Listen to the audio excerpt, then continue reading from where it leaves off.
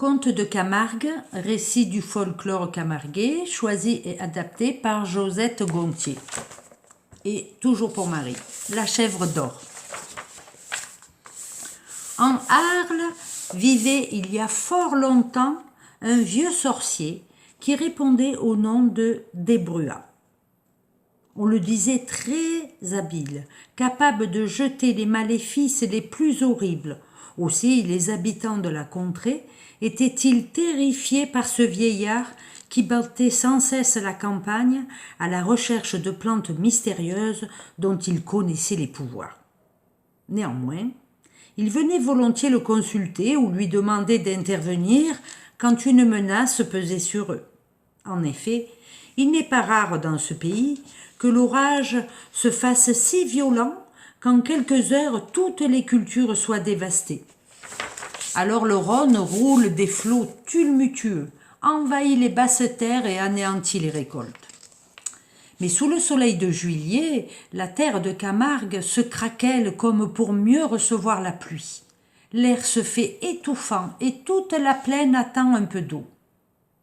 Or, le vieux sorcier passait pour avoir le pouvoir de faire pleuvoir ou d'empêcher la pluie de tomber, d'attirer ou de repousser le tonnerre. Il avait soumis, grâce à une formule de lui seul connue, un monstre qui semait la terreur dans la cité et jusqu'à Bauduc et jusqu'à Notre-Dame de la Mer où vivaient quelques pêcheurs et qui nous est connu sous le nom des Saintes Maries de la Mer. Un de ces monstres ailés, dont le corps recouvert d'écailles portait une tête de beau jeune homme et qui habitait jadis au fond du Rhône. Ils ne quittaient leur palais de cristal que la nuit pour venir se repaître de sang humain en coulant les frêles embarcations qui voguaient sur le fleuve. D'ailleurs, ces dracs avaient une voix si suave que nul n'y résistait, et jamais on ne revoyait les imprudents qui se laissaient séduire.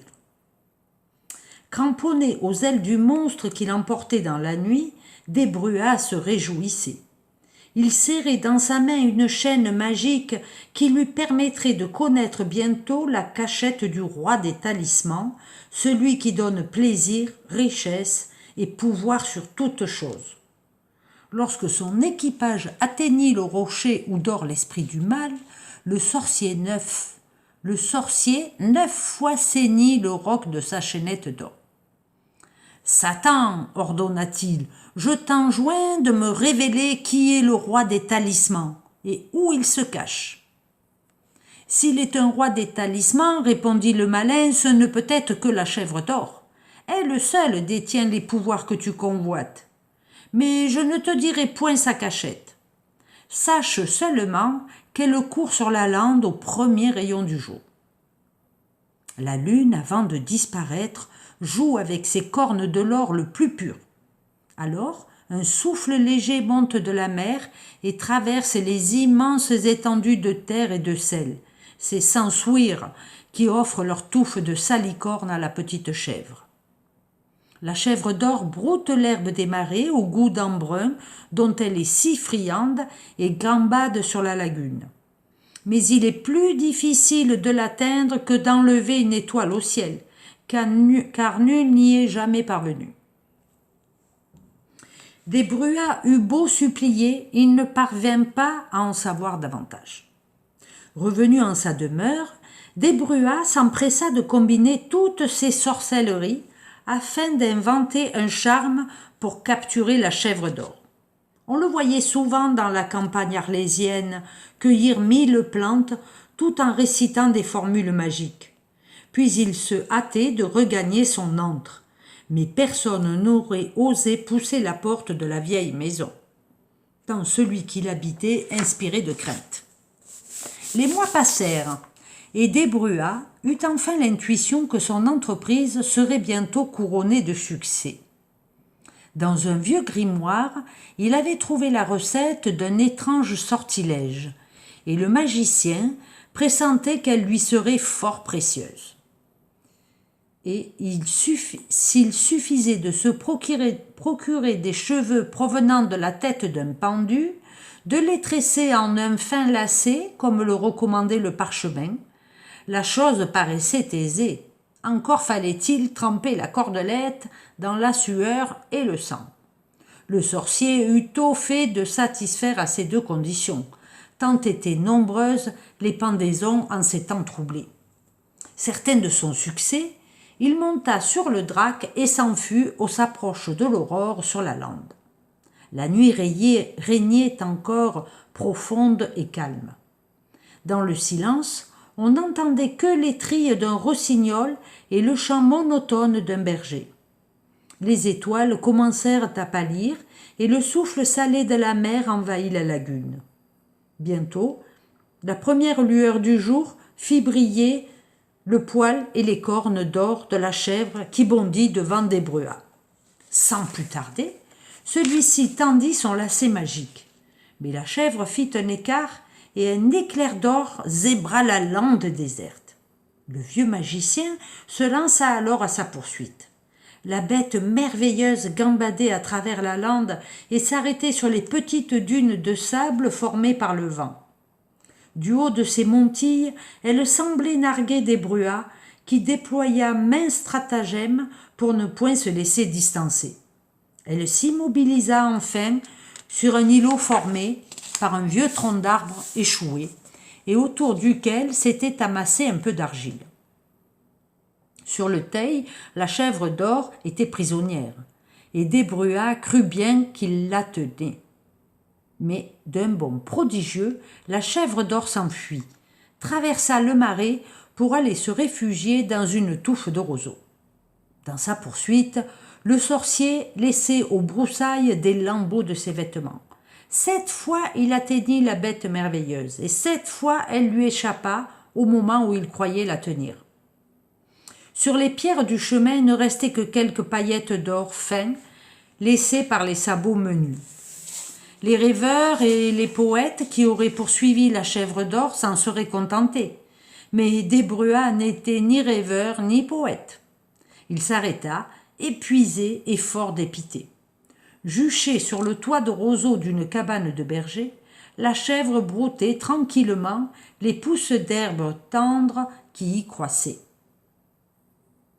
Constatant sa défaite, le vieux magicien décida de changer de tactique. Il jeta son lacet dans un geste de rage. Il avait lu dans un vieux manuscrit, qui semblait n'avoir pas été ouvert depuis des siècles tant il était poussiéreux, que la chèvre d'or était très friande de la fleur de Vallisnérie, une plante qui pousse dans le lit du Rhône. Desbruats remonta sur son drac et le dirigea vers le fleuve. Désormais le temps pressait. Dès que le jour serait complètement levé, la chèvre d'or disparaîtrait. Un large soleil rouge ne tarderait pas à apparaître à l'horizon. Alors, des vols d'ibis et de flamands aux ailes roses s'ébattraient sur la lagune. Des poules d'eau voleraient au ras du marais et des troupes d'oies sauvages s'élèveraient au-dessus des étangs. Le magicien aperçut au loin la tache sombre d'un rideau de saule. Le drac eut vite fait de franchir les 4 lieues qui les en séparaient et déposa son cavalier dans le petit bois qui longeait le fleuve. Ivre de joie à la pensée que la victoire était proche, Desbruats se mit en quête de la fleur de Vallisnérie. Et il vit bientôt se dérouler une longue spirale verte supportant une fleur merveilleuse qui s'épanouit à la surface de l'eau comme une étoile.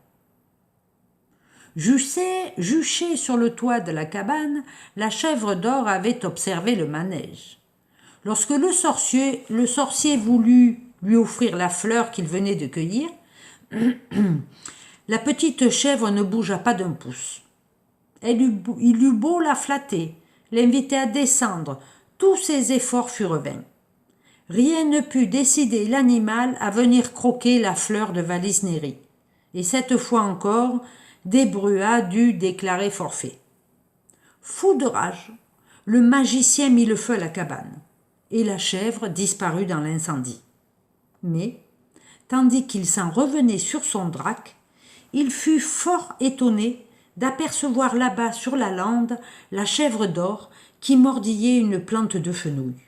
On raconte dans le pays que cette herbe a la propriété d'être hostile aux sorciers,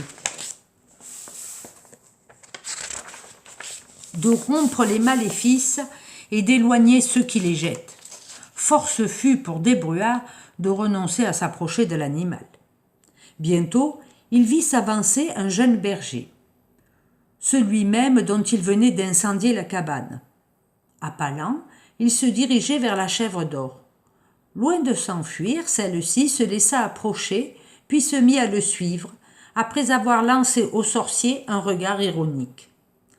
C'était plus qu'il n'en pouvait supporter. La rage au cœur, il bondit sur son drac, le talonna, l'aiguillonna tant et si fort que, ulcéré par un tel comportement, le monstre précipita son cavalier dans le Rhône. Un coup de tonnerre ébranla la plaine et un souffle terrible fit lever des vagues énormes sur le fleuve.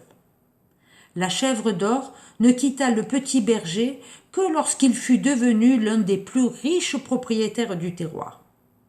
En Arles, on raconte qu'un homme a rencontré la chèvre d'or voici quelques années.